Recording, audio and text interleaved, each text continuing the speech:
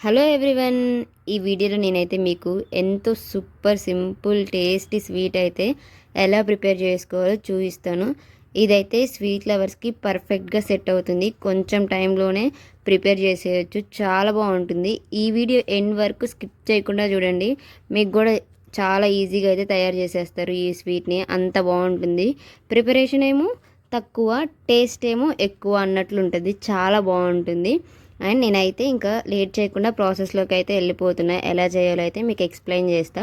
First ఏం ingredients కావాలంటే, first వచ్చేసి నెయ్యిలో వేయించుకున్న బ్రెడ్ పీసెస్, కస్టర్డ్ పౌడర్, కొన్ని పాలు కలుపుకొని పక్కన పెట్టుకుంటాం. ఆ పాలు వేడి చేసినవి అయి ఉండాలి.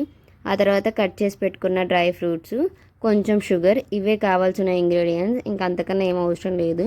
తర్వాత మనం ముందైతే కాల్చుకున్న బ్రెడ్ పీసెస్ ఉన్నాయి కదా, అందులో మిల్క్ వేస్తాము. మిల్క్ వేసేసి మనం వేడి చేసుకున్న మిల్క్ అంతా అందులో నీట్గా కొన్ని వేస్తే ఆ బ్రెడ్ అయితే అదంతా పీల్చుకుంటుంది. అప్పుడే మనకు టేస్ట్ కూడా చాలా బాగుంటుంది. అండ్ బ్రెడ్ వేడి చేసుకునేటప్పుడు ఒక్కటే స్టవ్ ఆన్ చేసుకోండి. తర్వాత ఇదంతా ఆఫ్ చేసుకుంటే సరిపోతుంది.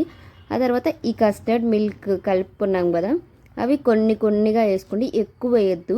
ఎందుకంటే ఎక్కువ వేసినా టేస్ట్ బాగోదు. చూసుకొని వేసుకోండి. ఒక 4-5 స్పూన్స్ వేస్తే సరిపోతుంది.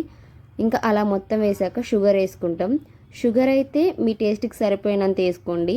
మీరు ఎక్కువ స్వీట్ తింటే కొంచెం ఎక్కువ షుగర్ వేసుకోండి, లేదు కొంచెం చేయాలంటే కొంచెం వేసుకోండి. ఇంకా చాప్ చేసి పెట్టుకున్న డ్రై ఫ్రూట్స్ వేసేసుకోవడమే. చాలా ఈజీగా ఉంటుంది ప్రాసెస్. టేస్ట్ అయితే నిజంగా చాలా బాగుంది. మా ఫ్రెండ్కి కూడా చాలా బాగా నచ్చిందని చెప్పింది. నేనైతే ఎక్కువ డ్రై ఫ్రూట్స్ వేసా. అలా అయితే ఇంకా టేస్ట్ ఇంకొంచెం బాగుంటుందని. చేసిన దానికన్నా ఇంకొంచెం తర్వాత ఫ్రిడ్జ్లో పెట్టుకుని తింటే సూపర్ టేస్ట్ ఉంటుంది.